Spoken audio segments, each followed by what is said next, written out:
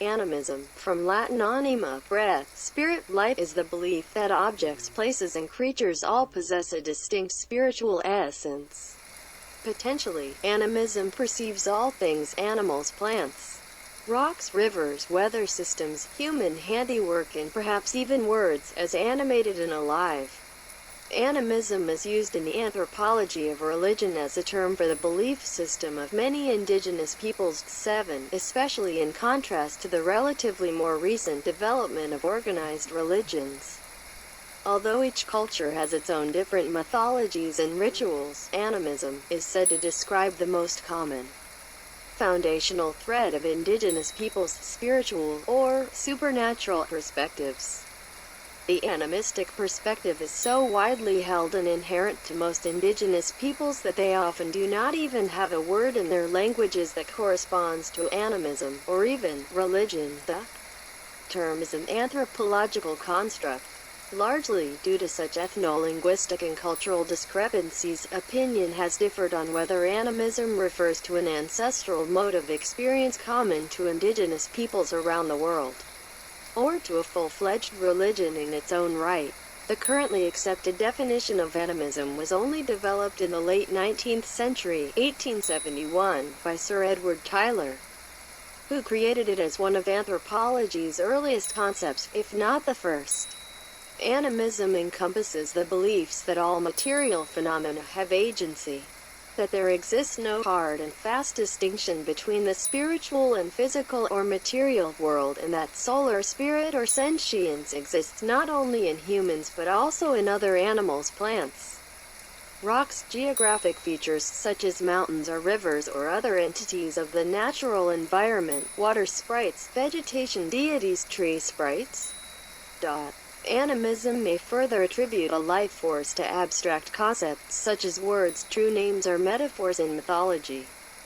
Some members of the non-tribal world also consider themselves animists, such as author Daniel Quinn, sculptor Lawson Oyekan and many contemporary pagans. Old animism theories, earlier anthropological perspectives which have since been termed the Old Animism, were concerned with knowledge on what is alive and what factors make something alive. The Old Animism assumed that animists were individuals who were unable to understand the difference between persons and things. 14. Critics of the Old Animism have accused it of preserving colonialist and dualist worldviews and rhetoric. Edward Tylor's definition. Edward Tylor developed animism as an anthropological theory. Edward Tylor developed animism as an anthropological theory. The idea of animism was developed by the anthropologist Sir Edward Tylor in his 1871 book Primitive Culture, in which he defined it as the general doctrine of souls and other spiritual beings in general. According to Tylor, animism often includes an idea of pervading life and will in nature, a belief that natural objects other than humans have souls. That formulation was little different from that proposed by Auguste Comte's fetishism, but the terms now have distinct meanings. For Tylor, animism represented the earliest form of religion, being situated within an evolutionary framework of religion which has developed in stages and which will ultimately lead to humanity rejecting religion altogether in favor of scientific rationality. 18. Thus, for Tylor, animism was fundamentally seen as a mistake, a basic error from which all religion grew. He did not believe that animism was inherently illogical, but he suggested that it arose from early humans' dreams and visions and thus was a rational system. However, it was based on erroneous, unscientific observations about the nature of reality. Stringer notes that his reading of Primitive Culture led him to believe that Tylor was far more sympathetic in regard to primitive populations than many of his contemporaries, and that Tylor expressed no belief that there was any difference between the intellectual capabilities of savage people and Westerners. Tylor had initially wanted to describe the phenomenon as spiritualism, but realized that would cause confusion with the modern religion of spiritualism that was then prevalent across Western nations. He adopted the term animism from the writings of the German scientist Georg Ernst Stahl, who, in 1708, had developed the term animism as a biological theory that souls formed the vital principle and that the normal phenomena of life and the abnormal phenomena of disease could be traced to spiritual causes. The first known usage in English appeared in 1819. The idea that there had once been one universal form of primitive religion, whether labeled animism, totemism, or shamanism, has been dismissed as unsophisticated and erroneous by the archaeologist Timothy Insel, who stated that it removes complexity, a precondition of religion now, in all its variants.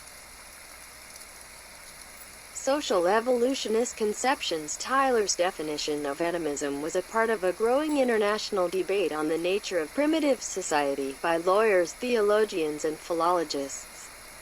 The debate defined the field of research of a new science, anthropology. By the end of the 19th century, an orthodoxy on primitive society had emerged, but few anthropologists still would accept that definition. The 19th century armchair anthropologists argued primitive society, an evolutionary category, was ordered by kinship and was divided into exogamous descent groups related by a series of marriage exchanges. Their religion was animism, the belief that natural species and objects had souls. With the development of private property, the descent groups were displaced by the emergence of the territorial state. These rituals and beliefs eventually evolved over time into the vast array of developed religions. According to Tyler, the more scientifically advanced a society became, the fewer members of that society believed in animism. However, any remnant ideologies of souls or spirits, to Tyler, represented survivals of the original animism of early humanity. The term animism clearly began as an expression of a nest of insulting approaches to indigenous peoples and the earliest putatively religious humans. It was, and sometimes remains, a colonialist slur. Graham Harvey, 2005. Confounding Animism with Totemism. In 1869, 3 years after Tyler proposed his definition of animism, the Edinburgh lawyer, John Ferguson MacLennan, argued that the animistic thinking evident in fetishism gave rise to a religion he named totemism.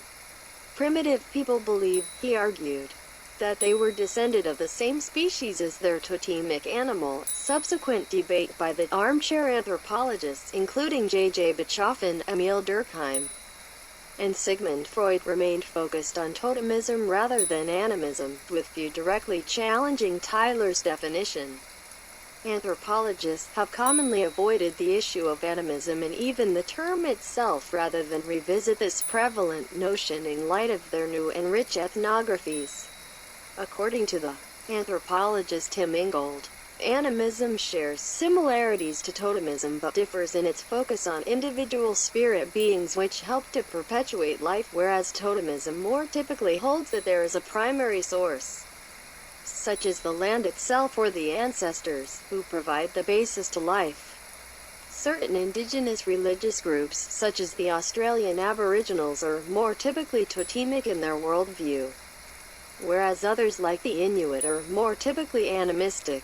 From his studies into child development, Jean Piaget suggested that children were born with an innate animist worldview in which they anthropomorphized inanimate objects, and that it was only later that they grew out of this belief. Conversely, from her ethnographic research, Margaret Mead argued the opposite, believing that children were not born with an animist worldview but that they became acculturated to such beliefs as they were educated by their society. Stuart Guthrie saw animism, or attribution, as he preferred it, as an evolutionary strategy to aid survival. He argued that both humans and other animal species view inanimate objects as potentially alive as a means of being constantly on guard against potential threats. His suggested explanation, however, did not deal with the question of why such a belief became central to religion. In 2000, Guthrie suggested that the most widespread concept of animism was that it was the attribution of spirits natural phenomena such as stones and trees.